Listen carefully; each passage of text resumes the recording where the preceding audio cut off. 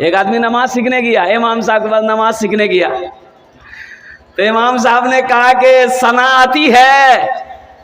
बोला कि सनीना सना नहीं आती हमको, कभी कभी नबीला आ जाती है, सना नहीं आती है। उसको पता नहीं कि सना क्या है। एक मस्जिद में इमाम साहब गए रहने के लिए, क्या मुसाफिर आदमी थे, सफर कर रहे थे। जोहर का वक्त हो गया, जोहर का वक्त हो गया, कानों से आवाज, अजान की आवाज टकराई, अल्लाहु अकबर अल्लाहु अकबर। तो बेचारा मस्जिद वो गांव की तरफ रुक कर गया। और गांव में पहुंचा तो देखा कि भाई ये की आदमी है और कोई नमाजी है ये नहीं है। बड़ा अफसोस हुआ, देखा कि मस्जिद में गर्द गुबार भी बहुत ज्यादा सारी चीजें लगी हुई है। तो पूछा कि भाई और लोग नमाजी? तो बोला कि भाई हम भी मुसाफिर आदमी हैं, अभी जोहर का टाइम था, हम इधर से गुजर रहे थे तो सोचे कि थोड़ा सा नमाज पढ़ लें, तो आए, यहाँ कोई नहीं था, तो मस्जिद में झाड़ू दिए हैं, हम अजान दिए हैं, आपका घर? बोला हम भी मुसाफिर आदमी हैं। वो एक मुसाफिर नमाज पढ़ के तो चला गया, दूसरा मुसाफिर बोला कि नहीं, इस बस्ती में हमको दावत का काम करना होगा। किसका काम करना होगा? दावत का काम करना होगा। तो नमाज जोहर पढ़ने के बाद ना वो बस्ती में हर घर में घूमा, सबसे मुलाकात किया। कुछ लोग थे, कुछ लोग गांव वो खेत में थे, मुलाकात नहीं हो पाई। तो रात ठहर गया, रात ठहरा, तमाम बस्ती वाले को मस्जिद में बुलाया कि भाई ये बताओ, तुम्हारी गांव में ये मस्जिद है, तुम लोग नमाज क्यों नहीं पढ़ते? तो लोगों ने कहा कि मौलवी साहब हम 4-5 टाइम नीचे। क्या बोला? अरे बोलो भाई, हमारे पास टाइम नीचे, हमारे पास टाइम नहीं है नमाज पढ़ने का। ऐसा कीजिए इमाम साहब, आप बहुत अच्छा आदमी हैं, आप हमारे यहाँ इमामत कीजिए, आप रह जाइए। ये मुसाफिर समझा के मेरे रहने से कुछ लोग अगर नमाजी हो जाए तो बहुत अच्छा रहेगा, ये मेरी कुर्बानी रहेगी। वो बेचारा रह गया, मोहल्ले वालों ने तनख्वाह तय कर दिया कि 5,000 टका 7,000 टका हमरा आपका इंतजाम कर देंगे, आप यहाँ पर रहिए, 5 टाइम का अजान दिए, 5 टाइम नमाज पढ़िए। बहुत अच्छा। इमाम साहब रह गए, अजान अकेले दे रहे हैं, नमाजी है को नहीं। 2-3 दिन हो गया तो बड़ा परेशान हो गए कि भाई अल्लाह के बारगाह में मुझसे सवाल होगा तो हम क्या जवाब देंगे, ये तो फ़ायदा क्या, मेरे रहने से कोई फ़ायदा नहीं है। तो तमाम बस्ती वाले को फिर जमा किया, बोला कि भाई आज़ान होती है, तुम लोग नमाज पढ़ने नहीं आते हो, ये अफसोस का मकाम है, फिर ऐसी हालत में तुम्हारी मस्जिद में हम नहीं रहेंगे। क्या बोला? हम? अरे भाई बोलो भाई, हम नहीं रहेंगे। तो उसी में से एक आदमी बोला कि हजरत देखिए आप चले जाइएगा ना, कोई दिक्कत नहीं, चले जाइए। एक सरदार जी हमारे बस्ती के, उसको नमाज सिखा दिए, उसको नमाज सिखा दीजिएगा, वो पूरे बस्ती वाला को नमाज सिखा देगा। बोला बहुत अच्छा। तो सरदार जी जो थे, मुखिया जी कहिए, सरदार जी कहिए, प्रधान कहिए, वो प्रधान बोला कि हाँ मौलवी साहब आप हमको नमाज सिखा दीजिए, हम पूरे बस्ती वाले को लट्ठी लेकर नमाज सिखा देंगे। बोला ठीक है, कब से सीखिएगा? बोला कल से सुबह आ जाइए मेरे घर पर, हम नमाज सीखने के लिए तैयार रहेंगे। गांव देहात का आदमी नहा धो करके एकदम फ्रेश होके अंगन उंगन दरवाजा नीप पोत करके एकदम बराबर कर। इमाम साहब आए, इमाम साहब ने कहा कि देखो भाई ये कायदा है, तुमको हम पढ़ाएंगे, हम जैसे बोलेंगे वैसे बोलना। बोला बहुत अच्छा, बोलिए। तो इमाम साहब बोले पढ़ो बिस्मिल्लाहिर्रहमानिर्रहीम, तो वो भी बोला पढ़ो बिस्मिल्लाहिर्रहमानिर्रहीम। तो इमाम साहब ने बोला कि देखो बदतमीजी मत करो, तो भी कहता देखो बदतमीजी मत करो। इमाम साहब ने कहा कि देखो हम तुमको पहले ही समझा दिए थे, तो भी बोलता कि देखो हम तुमको पहले ही समझा दिए थे। तो इमाम साहब को गुस्सा आ गया, एक तमाचा मारा, लगा दिया उसको, और उसको एक तमाचा लगाया, वो 2 तमाचा इमाम साहब को लगा दिया। अब तो इमाम साहब का पारा चढ़ा, पकड़ा गर्दन, वो भी पकड़ा गर्दन इमाम साहब का। कभी इमाम साहब नीचे वो ऊपर, कभी वो नीचे इमाम साहब ऊपर। उसकी बीवी जो नमाज सीख रहा था प्रधान साहब का, उसकी बीवी आंगन से झांक कर देख रही, बोले या अल्लाह हम नहीं समझे थे कि नमाज इतनी बड़ी होती है, नहीं तो दरवाजा बड़ा करके रखते हम। तो लोग आए, कुछ लोग आए, नमाज छोड़ा दे उन लोगों का, भाई छोड़ा दो भाई, दोनों लड़ाई लड़ रहे हैं, छोड़ाओ उनको। उनकी भी बोली मत छोड़ाओ, इमाम साहब नमाज सिखा रहे। बोले अल्लाह की बंदी नमाज नीचे लड़ाई हो जाए, छोड़ा दोनों के, छोड़ा दोनों को छोड़ाया। तो जो नमाज सीख रहा था प्रधान साहब, वो बोला कि हजरत आप हमको पहले नहीं बताए कि नमाज इतनी बड़ी होती है, हमने लुंगी पहन के नहीं आती, हम लंगोटा पहन के आते। सोचो मुसलमानों, अफसोस का मकाम है कि नहीं है? आज वही हालत हमारा है कि हम मुसलमान तो हैं, दुआए कुनूत हमें याद नहीं है। जन्नत में बुढ़ापा नहीं है, जन्नत में बीमारी नहीं है, जन्नत में ये थूक नहीं है, जन्नत में पेशाब नहीं है, जन्नत में पखाना नहीं लगेगा। और कुर्बान जाओ, वहां खाना हजम कैसे होगा? आदमी खाएगा, खाना हजम कैसे होगा? भाई यहाँ भूख लगती है, खाना खाते हैं, फैक्ट्री भरा तो फैक्ट्री खाली भी करते हैं, खाली करते हैं ना भाई। वहां ये झमेला नहीं होगा, वहां खाली उली का झमेला नहीं, एकदम नहीं, एकदम बंद। तो हजम कैसे होगा? तो बता, उलमा फरमाते हैं कि वहां पर एक खुशबूदार पसीना निकलेगा बदन से। आहा, ऐसा खुशबूदार पसीना होगा कि बस अल्हम्दुलिल्लाह, एकदम खाना तुरंत जो खाए हजम हो जाए। अच्छा, वहां खाने का सिस्टम वहां का अलग है, जन्नत का खाने का सिस्टम अलग है। यहाँ खाने का सिस्टम क्या है? खस्सीर गोश्त खानू तन, जी चाहा कि मी खस्सीर गोश्त खानू तन। तो खस्सी का गोश्त लेने के लिए आपको बारसोई जाना होगा। बारसोई बोलूं ना, मोटरसाइकिल स्टार्ट किए, फट फट फट फट फट फट बारसोई पहुंचे। कसाब से बोले कि 1 किलो गोश्त दे दे। कसाब गोश्त काटा, फिर मोटरसाइकिल स्टार्ट किए, घर आए। घर आने के बाद फुदकी की मां को दिए, ती गोश्त बना। फुदकी नाम है कि नहीं? बोलो फुदकी। ये तो फुदकी कुछ भी नहीं है, एक नाम है फुरगुन। फुरगुन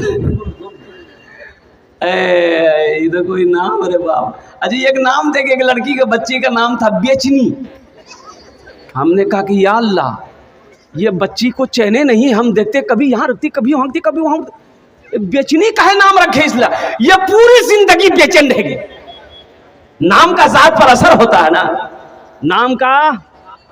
अल्लाह के रसूल ने इरशाद फरमाया, बच्चे का ये हक है माँ बाप के ऊपर में ये कि जब बच्चा पैदा हो तो सबसे पहले उसके दाहिने कान में अजान दो, बाएं कान में तकबीर पुकारो। ये बच्चे का हक है माँ बाप के ऊपर में। फिर बच्चे का लगे हाथ अच्छा नाम रखो। कौन अच्छा नाम? अच्छा नाम कौन सा नाम? बबलू बोलो। एक 13-14 साल का लड़का मेरा पैर दबा रहा था, एक जलसे में गया था, बड़ा खुश हो गया। तो मैंने कहा बेटा तोर नाम की रे? बोला नहीं बोलू, मुगलाज लगो। हमने कहा कि पहला आदमी तुम होगा जो नाम बताने में लजा रहा है। नाम बोल ली रे, की नाम जो रे? बोले मोर नाम छे फटकान। बोले फटकान, ये कौन नाम छे रे? के रखियाल को रे? बोले मोर दादो रखियाल की। तो तोर दादोर नाम की चुन ले? बोले मोर दादोर नाम रहे लटकान। बोले ठीक है, ती फटकते रहो, वो लटकते रहे। ये कोई नाम है? कलकत्ते में एक निकाह पढ़ाने गए, लड़का का नाम लिख लिए। अब लड़की का नाम लिखना था, तो हमने कहा भाई लड़की का नाम बोलो। तो एक लड़का बोला लिखिए, हम बोलो बोलो, चुप हो गया। उसके बगल में एक नौजवान था, उसको बोला भाया ती ही बोले दे, मुगला जवाब। तो दूसरा नौजवान बोला कि हजरत लिखिए, हम बोले बोलो, वो भी चुप हो गया। वो तीसरे को बोला तुम भी बोलो, हमको भी शर्म आ रही। तो तीसरा बोला कि हजरत लिखिए, हम बोले अल्लाह का बंदा बोलेगा भी कि खाली लिखिए लिखिए बोला। अबे नाम बोलना, लड़की का नाम क्या है? वो भी चुप हो गया। एक दादा मियाँ थे, बूढ़े मियाँ, वो बोले कि हजरत काहे गुस्सा रहे हैं, लिखिए, हम बोल रहे हैं लड़की का नाम। हम बोले आप बोलिए। बोलिए लिखिए, लड़की का नाम है घोड़ी बेगम। हम बोले घोड़ी बेगम? ये घोड़ा घोड़ी की निकाह पढ़ाने आए हैं? सोचो, ये कोई नाम है? ये नाम है। इसलिए मेरी माँ बहनों, अपने बच्चों के अच्छे नाम रखो। अच्छा नाम कौन सा होगा? जिसको मेरा अल्लाह अच्छा कहा है, जिसको मेरे रसूल ने अच्छा कहा है, वो अच्छा नाम है। हमारे कहने से अच्छा नहीं होगा। अच्छे नाम रखो, ये बच्चे का हक है आपके ऊपर में। नहीं तो अगर बच्चे का हक अदा नहीं किए तो कल क़यामत के दिन ये बच्चा गरेबान पकड़ेगा अल्लाह की बारगाह में। किसी के हक को अगर किसी ने दुनिया में मारा है वो अल्लाह का मुजरिम है। इसलिए मेरे नौजवानों, जब घर के अंदर में बच्चा पैदा होना, बेटा हो चाहे बेटी हो, कुछ लोग तो बेटी को नहीं समझ आते, बीवी को बच्चा होने वाला है। एक नौजवान ने देखा कि बीवी को डिलीवरी है तो हॉस्पिटल जा रहा था, बोला हजरत बस दुआ कर दीजिए, दुआ कर दीजिए हजरत, कस के दुआ कर दीजिए, बस मुन्ना हो जाए। हमने कहा अल्लाह का बंदा, मुन्ना हो जाए मुन्नी हो जाए, औलाद तो औलाद है। बोला नहीं नहीं नहीं, मुन्ना हो जाए, जब दुआ कर देंगे। और गया हॉस्पिटल, गया तो वहाँ लड़की पैदा हुई। अब इसको फोन कर रहे तो उठा ही नहीं रहा, फोन कर रहे उठा नहीं रहा। भाई खबर खैरियत लेने के लिए फोन कर रहे थे कि क्या हुआ नहीं हुआ। ओ हो, कम से कम 20-25 फोन किए, उसके बाद फोन उठाया। मैंने कहा अल्लाह का बंदा क्या हुआ? बोला हो गई।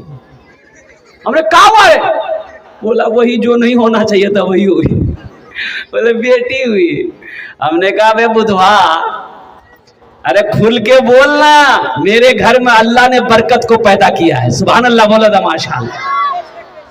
मेरे घर में अल्लाह ने बरकत को पैदा किया है। एक बात याद रखो, बेटा सिर्फ नेमत है, बेटा सिर्फ, अरे बोलो भाई, बेटा सिर्फ नेमत है, बेटा सिर्फ अल्लाह की तरफ से नेमत है। और बेटी जानते हो, बेटी नेमत भी है, बेटी बरकत भी है, बेटी रहमत भी है। बेटी बरकत भी है, बरकत बेटी नेमत भी है, बेटी रहमत भी है। और सुनो, बेटे की शादी में जन्नत की बशारत नहीं है, बेटी की शादी करा दो, अल्लाह तुम्हें जन्नत के अंदर में दाखिल कर देगा।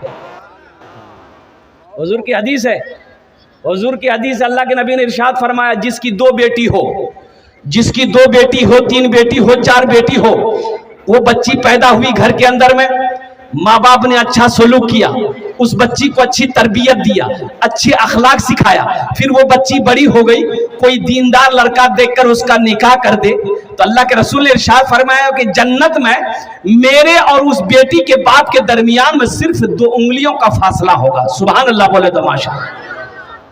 तो बशारत है कि नहीं है? अरे जन्नत की बशारत है कि नहीं है? बेटे के शादी में नहीं है, बेटे का निकाह में नहीं है। कुर्बान जाओ मौजूद सामईन किराम, तो इंशाअल्लाह बेटियों से मोहब्बत करेंगे इंशाअल्लाह। कितने लोग तैयार? हाथ उठाओ इंशाअल्लाह। अल्हम्दुलिल्लाह। बेटी पैदा हो जाए तो मिठाई बांटना है, खुशी में मिठाई बांटना है, लोगों को खाना खिलाना है कि मेरे घर में अल्लाह ने बरकत भी भेजा है, रहमत भी भेजा है, नेमत भी भेजा है। हाँ, रही बात यह है कि कुछ लोग लेकिन बेटे की पैदाइश में ज्यादा,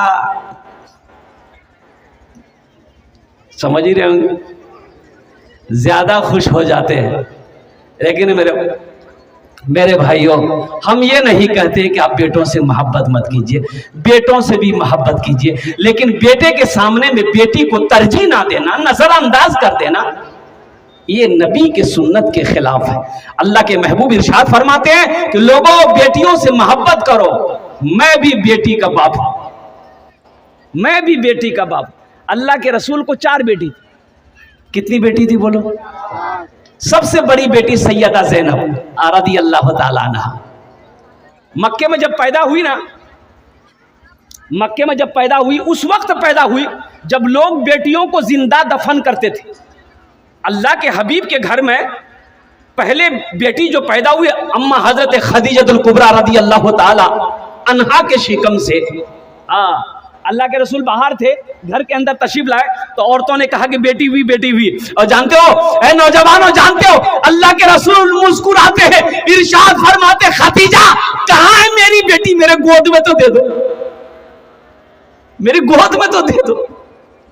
और कुर्बान जाओ, अल्लाह अकबर कबीरा,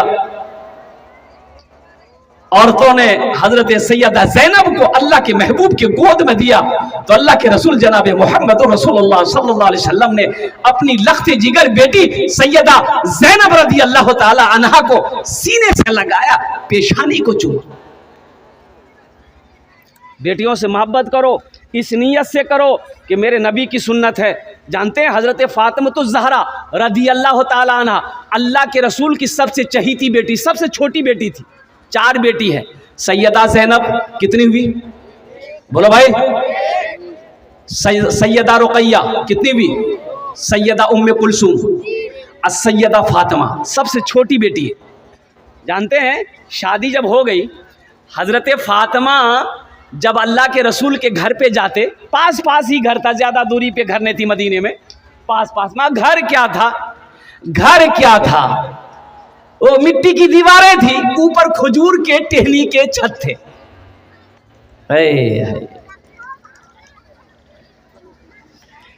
ऐ काश मदीने में एक अपना भी घर होता, ऐ काश मदीने में एक अपना भी घर होता, ऐ काश मदीने में एक अपना भी घर होता, सरकार के कदमों में हर लम्हा बसर होता, सरकार के कदमों में हर लम्हा बसर होता। घर क्या था? मिट्टी का घर था, दीवारें मिट्टी की थी, छोटा छोटा घर। यानी यूं समझ लिए कि एक आदमी बैठकर खड़ा हो जाए तो वो छत जो है ना सर में लग जाए। छोटी छोटी दीवारें थी, खजूर के टहनी ऊपर में थे। तो सैयदा फातिमा तो ज़हरा रज़ी अल्लाह ताला अन्हा, अल्लाह के रसूल की सबसे छोटी बेटी, अपने घर जब आती थी ना अपने अब्बा से मिलने के लिए, और कुर्बान जाइए, तो अल्लाह के रसूल सल्लल्लाहु अलैहि वसल्लम देखते कि फातिमा आ रही है तो इस्तकबाल के लिए खड़े हो जाते थे। सुभान अल्लाह, बोलो तो माशाअल्लाह। बात समझ में आ रही है ना भाई? बोलो, बात समझ में आ रही है ना? इस्तकबाल के लिए खड़े हो जाते, और सिर्फ खड़े नहीं रहते, चंद कदम आगे बढ़ते, फातिमा के हाथों को पकड़ते, पेशानी पे बौसा देते, हाथ पकड़ कर लाकर सबसे पहले फातिमा को बिठाते, फिर खुद अल्लाह के रसूल बैठते। ये बताना मकसूद हम लोगों को था, हम गुनहगारों को था।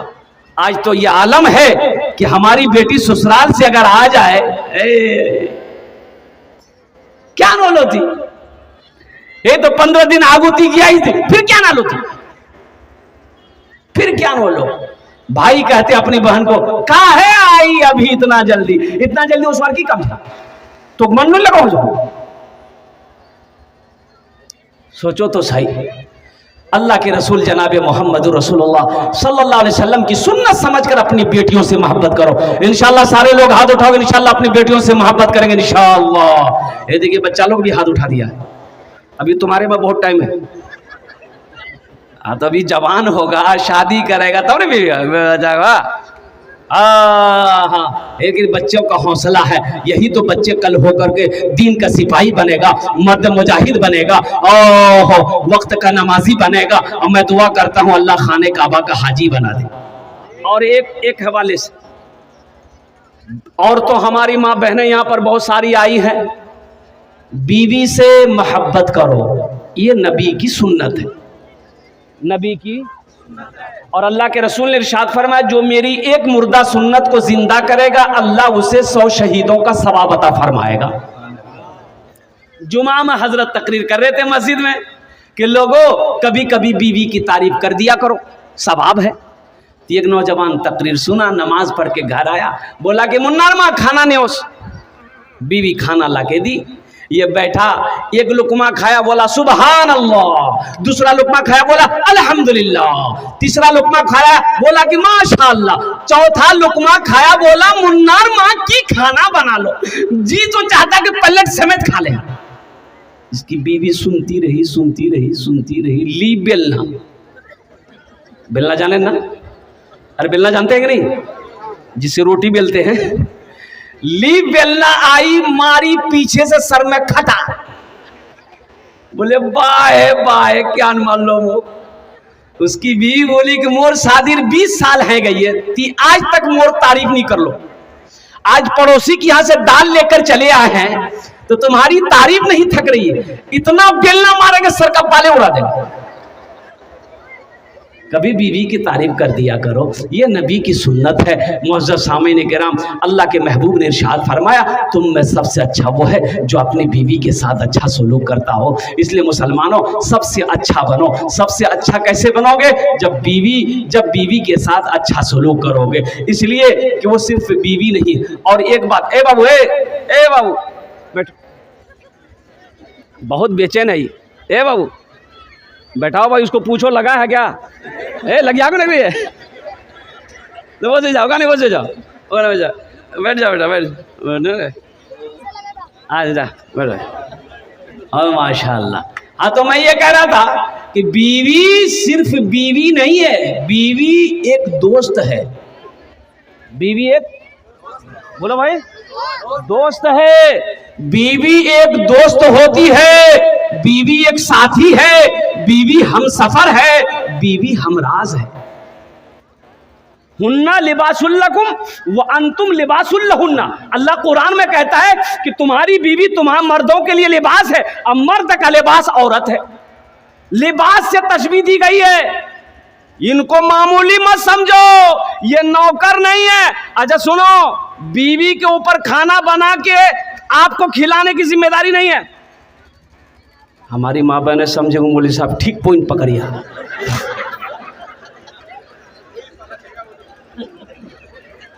अब भाई बात सही है। देखिए, औरतों के जिम्मा नहीं है कि खाना बना के आपको खिलाएगी, आपका मैला कपड़ा धोएगी, आपका पैर दबाएगी, नहीं, वो जिम्मा उसका नहीं है। सुनो कैसे नहीं है, हवाला दे रहा हूं मैं, ऐसी वैसी बात नहीं बोल रहा हूं। लेकिन मेरी माँ बहनों सुनो, आप भी क्या कहते हैं कि कान खोलकर सुनो। आप निकाह पढ़ते हैं भाई, निकाह पढ़ते हैं ना? निकाह क्या पढ़ते हैं कि फला की लड़की देन महर 50,000 अलावा नान नफका के तुम्हारी ज़ौजियत में दी जाती है। क्या तुमने कबूल किया? बुधवा बोलता मो कबूल जे। नान नफका के, नान माने रोटी, नान माने रोटी, नफका माने कपड़ा। तो कपड़ा जिम्मेदारी तोड़ छे, कपड़ा धोर जिम्मेदारी। कपड़े की जिम्मेदारी आपकी है, बनाओ सिंगार का सामान देने की जिम्मेदारी आपकी है, रोटी खिलाने की जिम्मेदारी आपकी है। तो रोटी वो बनाएगी कि आप बनाइए? लेकिन मेरी माँ बहनों, आप रोटी बना के खाना बिना के अपने शोहर को खिला देना, अल्लाह तुम्हें एक हज का सवाब अता फरमाएगा। सुभान अल्लाह बोले।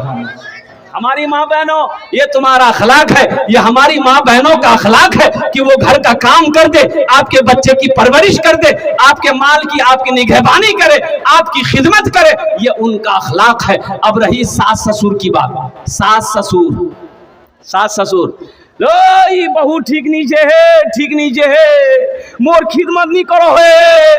क्या खिदमत करेगा भाई? आपकी खिदमत काहे करेगा? आपकी बहू है, वो आपकी बेटी नहीं है। बहू के जिम्मा सास ससुर की खिदमत नहीं है, बेटे के जिम्मा है। माँ बाप की खिदमत करो, जन्नत में घर बनाओ,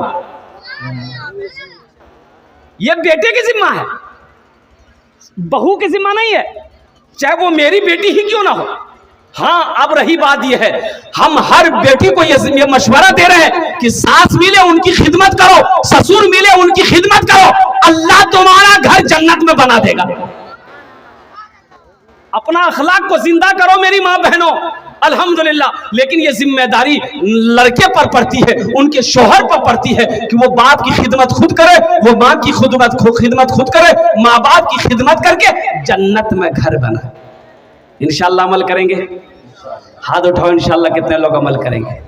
बस ज़हन को हाजिर कीजिए। अल्हम्दुलिल्लाह सुम्मा अल्हम्दुलिल्लाह। मैं पॉइंट पे आने की कोशिश करता हूँ।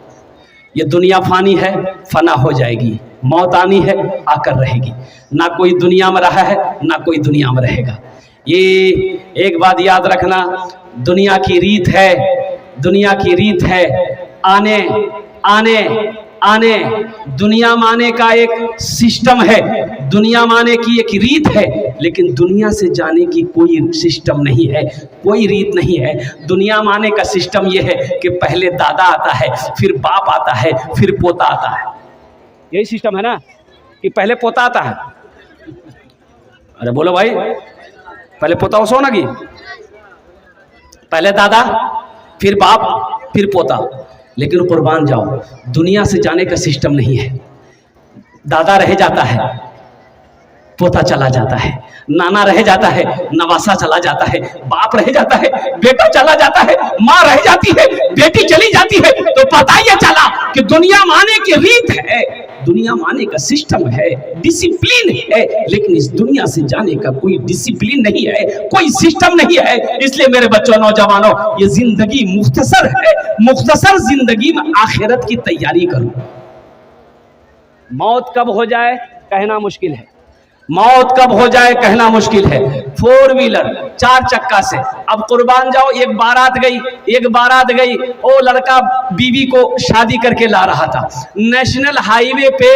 अब बाराती लोग भी रुके, ये दुल्हा दुल्हन की भी गाड़ी रुकी, तो बोला कि बहुत अच्छा है, होटल में कुछ नाश्ता पानी खा लेंगे। तो ये लड़की दुल्हन जो थी, अब नेशनल हाईवे पे, अब दूल्हा इसका हाथ पकड़ा, अब जरूरियात से फारिग होने के लिए रोड के वो पार कर रहा था। वो रोड के उस पार गए, दूल्हा दुल्हन जरूरियात से फारिग हुए, वहां से लौट रहा था, फिर रोड पार करके होटल आना था।